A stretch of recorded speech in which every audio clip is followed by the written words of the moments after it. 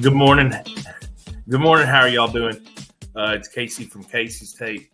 It's actually Wednesday today. We are doing another. It's pre-recording, but usually we've been doing it on Tuesday and then releasing out on Wednesday. But I wasn't able to do it yesterday, so we're coming to you Wednesday, and we've got plenty of stuff to talk about. I'm glad I waited today because we can talk about what the Braves did to the Yankees last night. And that's going to be the first thing we start off with. We're going to talk Braves versus New York teams. They've been very good up north in the past week. And then we're going to talk about Will Levis and his preseason debut. I'm going to talk Titans just kind of in general. There's not much to talk about with the preseason, but we'll talk about it. The third take is going to be Madden. The new Madden game is out, so I figured we'd go over what I know about that game so far. And then, of course, fourth, and this is, it's kind of back now, high school sports. Since high school's back, school in general is back. So we've got some high school sports to go over, and we're going to do that too. So let's go ahead and get on into the show. And first take, Braves destroying New York teams.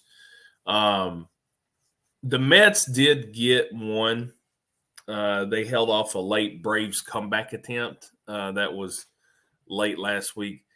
And then Atlanta has gotten the first two from the Yankees last night and Monday night, I guess. Yeah, last night and Monday night.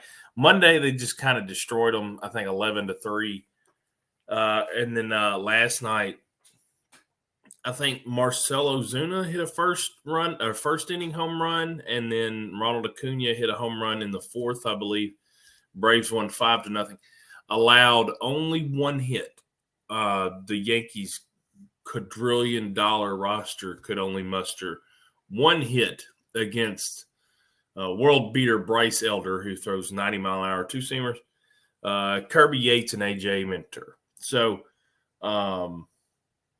if I sound a little pretentious, it's absolutely warranted because I hate New York teams. I hate them. And I think it's funny how poor the Mets have played. That's a great phone. I forgot to turn you off. Go ahead and make all kinds of racket.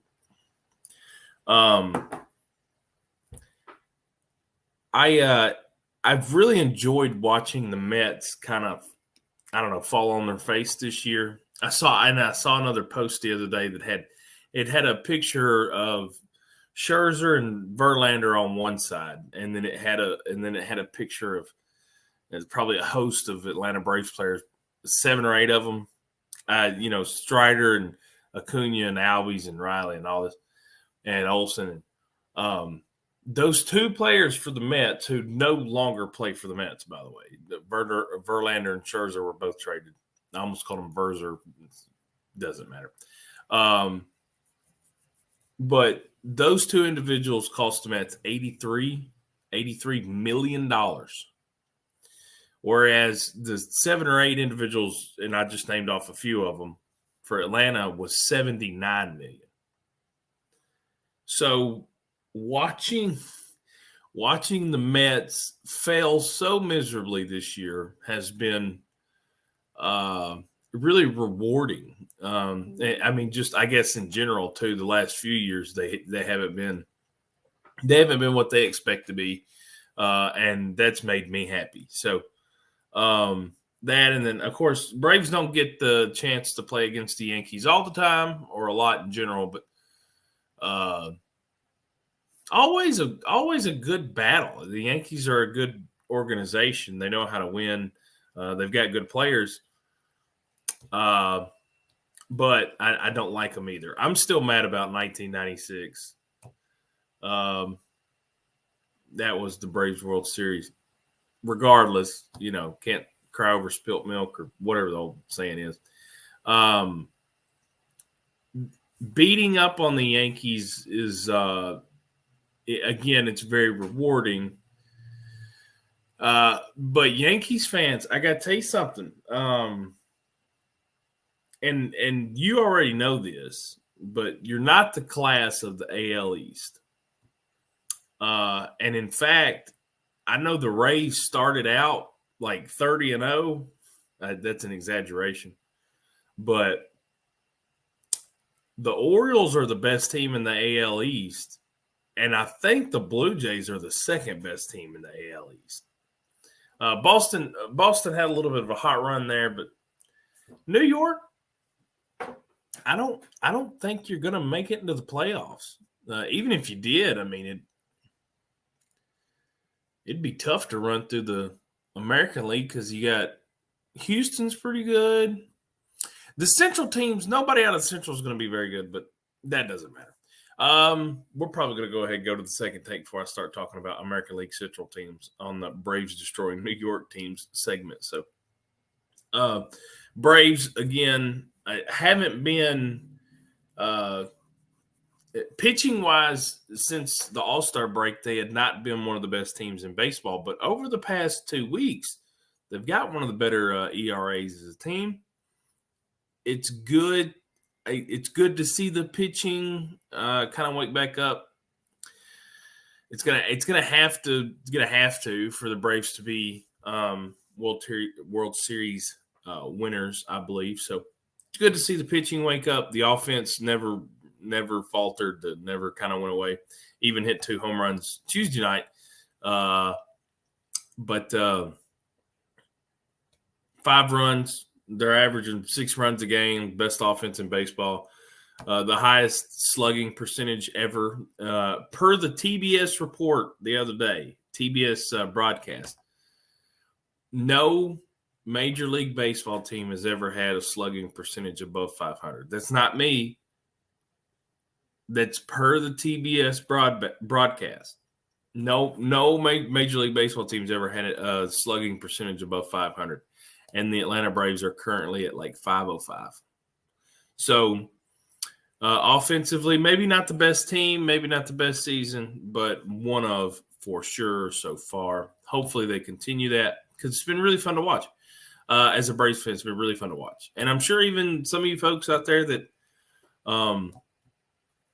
don't get your feelings hurt too bad, even if you're not a Braves fan, if you get the chance to watch them, you're probably really enjoying them this year. So that's awesome. They've been doing all that. So Braves destroying New York teams. Let's go ahead and go to the second take, which was going to be Will Levis. We're going to talk about Will Levis. We'll talk about Titans and then probably do a little break. But Will Levis, he is exactly what I thought he was. I mean, I think he's exactly what all of you thought he was. He's a very physically gifted young man. And you could tell. I mean, there were a few plays last week where, I mean, he goes to throw it and the ball just flies out of his hand. And you could tell when he runs that he's an athletically gifted young man. But you can also tell that he's inaccurate and he makes really bad decisions. And if you're not making good decisions, and even, let's say you do make good decisions, but you can't throw it where you want to, how good can you be? I still have quite a few reservations about Will. It would have been nice to see DeAndre Hopkins, but I 100% understand why he's not playing. If you are going to pay him as much as we're going to pay him, might as well try and keep him healthy. So I'm not upset about DeAndre not playing. I didn't even see Derrick Henry on the sideline. So I know he was probably there, but I didn't even see him on the sideline.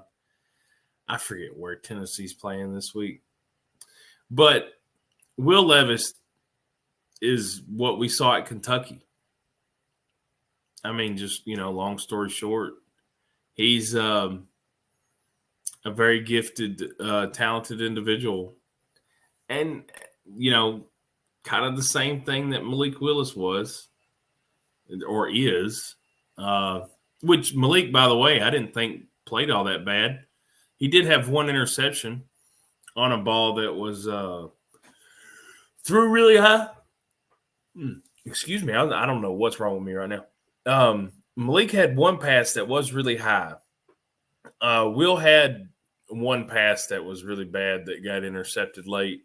That late interception was just really, really bad. But Malik, again, is still kind of inaccurate. Same thing, Will Levis, inaccurate. But Malik made better decisions, I thought. With their feet, I mean, I think Malik's going to be a better runner, but they're both going to be really athletic and able to kind of move around and make plays happen. So, again, they just feel like the same kind of player. And Will Levis just, I don't know. I think him being from Kentucky has started to bother me more and more. I know when he was first drafted, I said that him being from Kentucky wasn't the reason why I didn't like him, and that was one. I mean, one of the main reasons why I didn't like him is because I didn't think he's very good. But now I know he's not very good, and he's still from Kentucky, so it does get under my skin a little bit more. But it always comes back to the same thing. Malik is a more experienced, faster version of Will Levis. I don't ever think Will Levis is going to be able to work himself into the point where he's accurate like Drew Brees, and neither is Malik Willis. But if you've already got one guy like that, then why go out and spend a pretty good draft pick on another one? But again, spilt milk, so who really cares? We're not going to sit here and worry about it. Will Levis is on the team, and they better figure out something for him because now you've got three quarterbacks that are all kind of, mobile. They're all athletic. Tannehill's obviously got much more experience. I think he's a lot more accurate than the other two quarterbacks. I think Malik's a little bit more accurate than Will Levis. I don't know. I might be wrong. Will's not very accurate at all. Will and Malik both have a stronger arm than Ryan Tannehill, much stronger arm. I'd love to see who's got the stronger arm between Will and Malik. But it doesn't really matter much. I think you've got close to the same athlete. So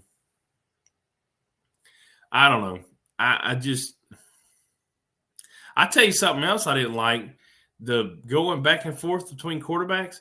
Just give one quarterback like 3 or 4 drives and then go to the next one. Don't go drive after drive. You're not allowing either one of them to get into a rhythm, which I know that you're looking for the better option. So, I mean, I don't just leave one of them out there for a minute. Don't go back and forth. That's annoying, and I don't like watching that.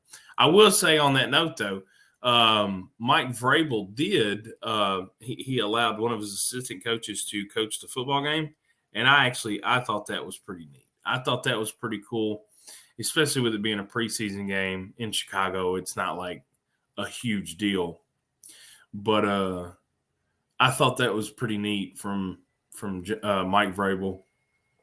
And I love how I don't know how to exactly say this, but there has been a lot of other people in the league, other fans, other players that look at the way Mike Vrabel coaches this team, and they really commend him, and they respect him, and they like the way Vrabel does things. And I'm glad that other people like the way Vrabel does things because I like the way Vrabel works. I also it's cool to have a coach that I think everybody else kind of respects. Vrabel's one of those guys where obviously he won a bunch with the Patriots. He learned from Belichick, and then he went to Ohio State and coached, and went to Houston and coached. And as an assistant coach, he was never that great, or as a position coach, he was never that great.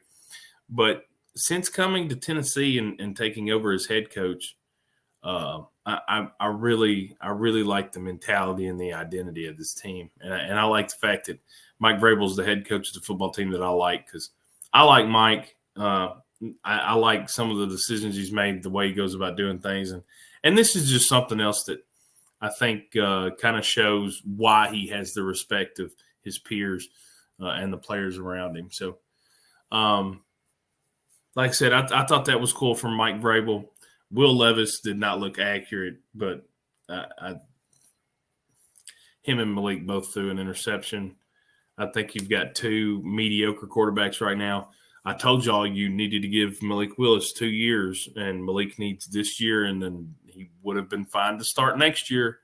But it's just not going to work out that way, and Will Levis is going to be thrust into the starting role probably week 8 or something after Tannehill starts. Tannehill's probably going to start out like 3-5 or something and can't make anything happen because the offensive line is hot garbage.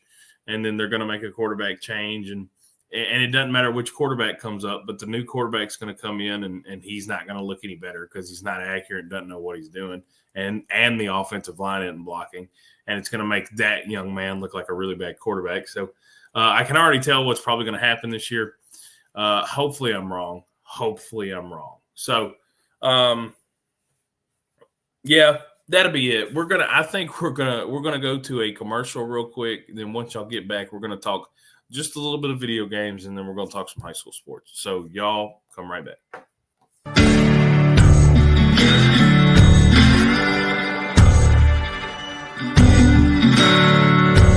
Tired of hanging lights every year? We get it. That's why Southern Nights is here to help. We install programmable lighting on your home or business so you can enjoy beautiful, customizable lighting all year round. No more ladders, tangled lights, or cold nights outside. We do the work, you do the celebrating. Call Southern Nights today and take the hassle out of holiday lighting forever. For a free quote, give us a call at 931-241-3074 or visit our Facebook page at Southern Nights. I'm so excited about this new show.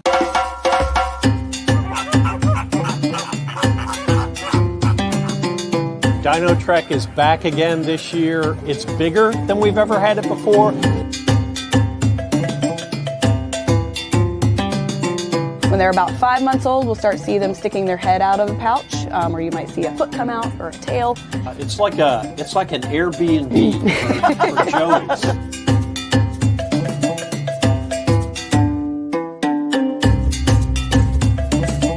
Now, you're not going to see all three of them together because cats in general don't get along unless it's time to get along, if you know what I'm saying. Yeah.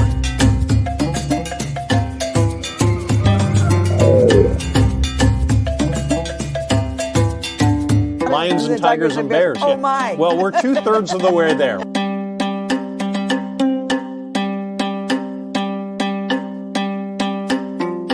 It's animals, nature, and fun. That's what we're all about. But during that time, we hope that you also learn something, that you're inspired to want to learn something. What's new at the zoo with Jim Bartu?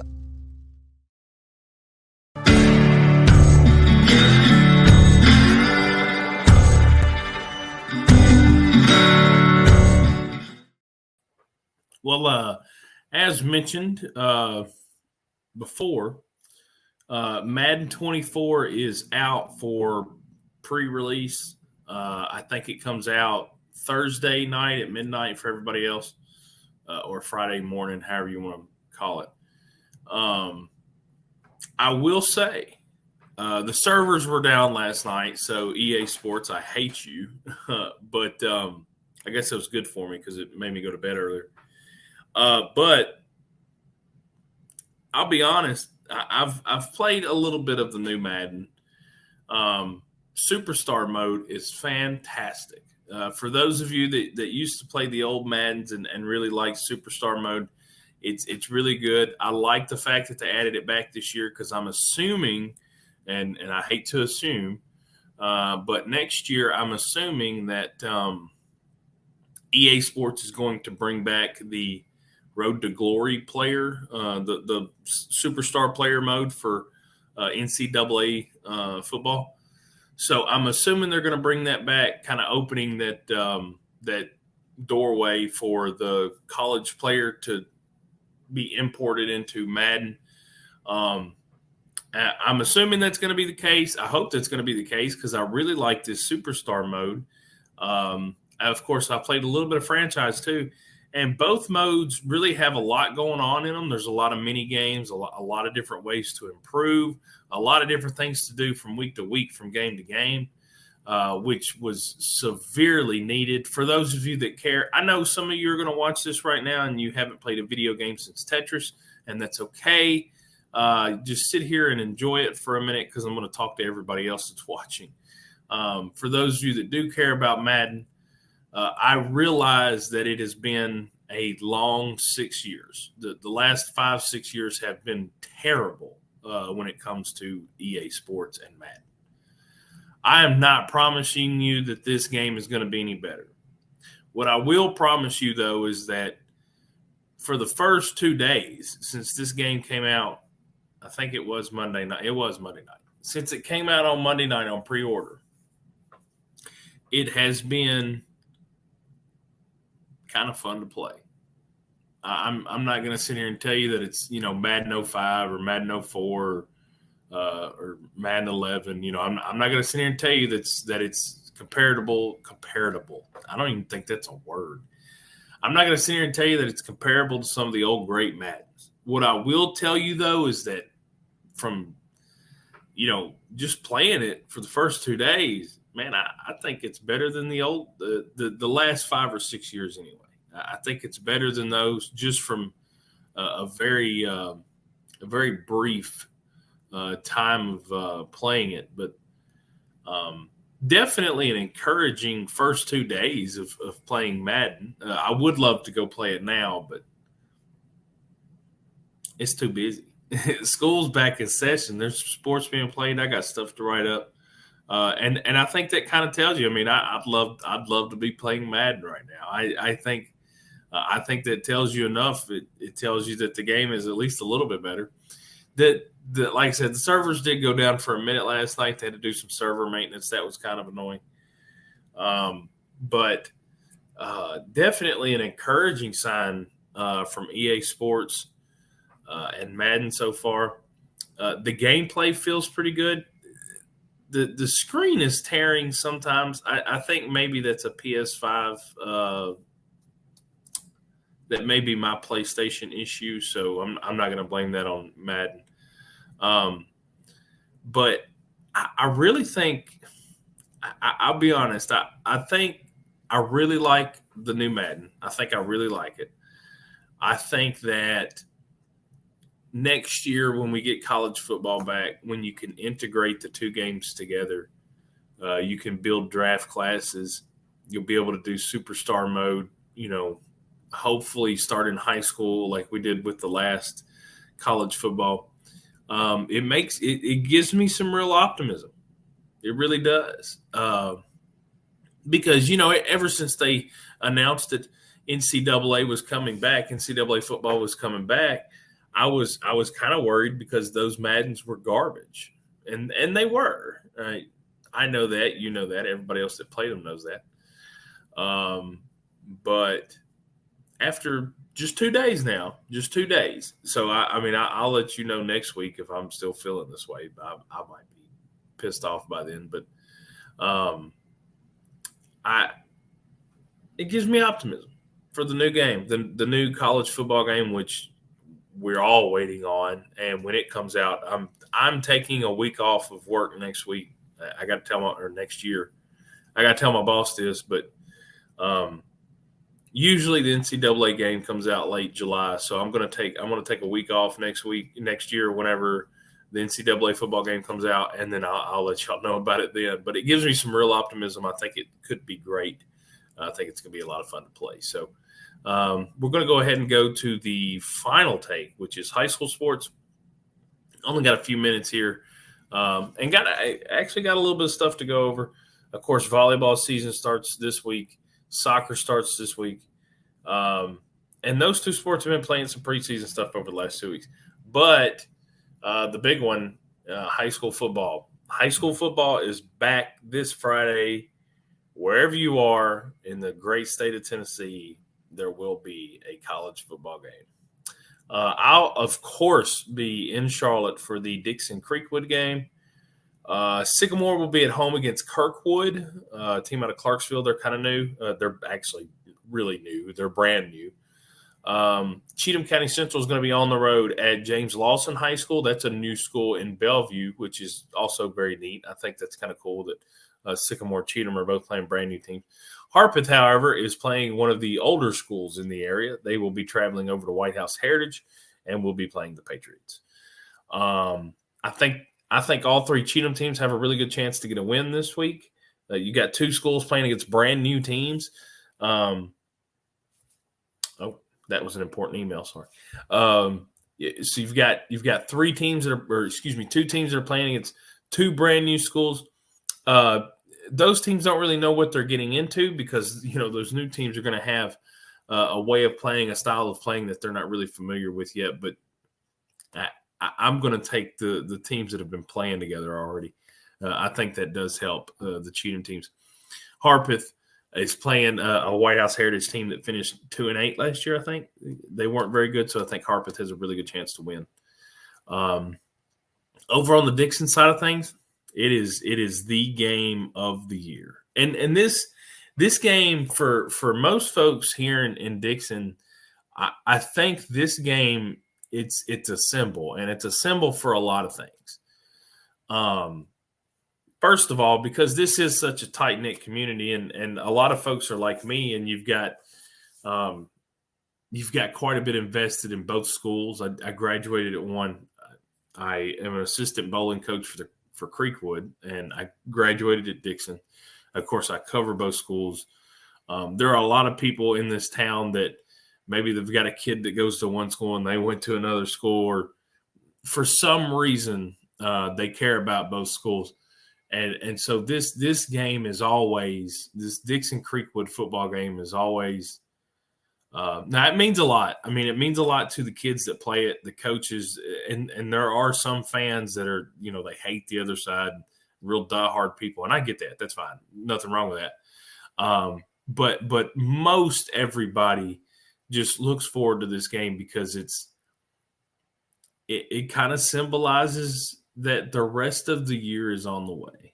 The Creekwood football game, the Creekwood-Dixon football game means that Tennessee football, the Volunteers football, their first football game's a few weeks down the road. It means that the Titans are playing preseason games. It means that fantasy football drafts are happening. I have a fantasy football draft Sunday. That actually probably would have been a decent thing to talk about, but I'll show you my team next week. I've got a bunch of teams I'm drafting. I think I'm in 4 or 5 leagues this year, so I'll keep y'all updated on all the fantasy football stuff. But this Creekwood-Dixon football game, it symbolizes that the year has begun, and I think a lot of people, especially in this town, they really look forward to it, as they should. I love it because I get to see a lot of people that maybe you only see once a year. Some folks that only get out for this game, and it's going to be packed. It's going to be busy out in Charlotte. I probably won't make it back home till about midnight, but it's going to be fun. I'm ready to go watch it. This is going to be a really good game. Last year's went to overtime. I think Dixon has only continued to get better. Creekwood's really young. They don't have a lot of seniors, but they've got quite a bit of juniors. Dixon's got the size advantage, but I think Creekwood's got some really good skill players. So it's going to be fun to see. It's going to be fun to see what happens there. I have Creekwood winning it. That's what I wrote in my article, but I wouldn't be surprised if Dixon pulled it out for the first time since 2018. If Dixon wins, it'll be the first time since 2018. So, y'all, thanks for hanging out with me today. Man, I got work to get to. I want to go play Madden. I told you. But I got work to go get to. Thanks for hanging out with me. Good luck this Friday to you and your team, whoever you're rooting for. I'll see y'all next week, and I'll keep you updated on everything that happens this weekend. Y'all have a good evening.